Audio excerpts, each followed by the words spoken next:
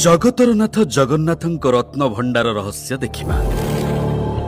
श्री जगन्नाथ मंदिर सामने अरुण स्तंभ सिंहद्वार तापरे 22 पाहाच पार हुई भोग मंडप नाट मंदिर दे पहुंचु गरुड़ स्तंभ पाखरे आउ तापरे जगमोहन ता आगकु गर्भगृह ता भितरे रत्न बेदी शोभा पाउछंती महाबाहु। प्रश्न हैला या भितरे रत्न भंडार कोउठी अछि? जगमोहनर डाहाण पटरे रहिछि बाहर ओ भितर रत्न भंडार।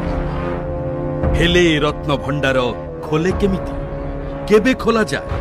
बाहर रत्न भंडार ताला खोलिबा पई दरकार हुए 3 जनक पाखरे थिबा 3टी चाबी। प्रथम गजपति महाराजा, द्वितीय भंडार मेकाप एवं तृतीयटी हेला मंदिर प्रशासक। एहा सहित पाटजोशी महापात्र सेवक, देउलकरण सेवक, तढ़ौकरण सेवक भली 10 जन साक्षी रहिले ही बाहर रत्न भंडार खोला जाई पारि।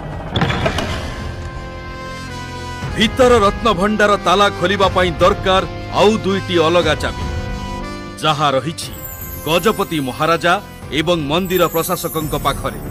या छड़ा भीतर रत्न भंडार को जीवाकु हेले बाहर रत्न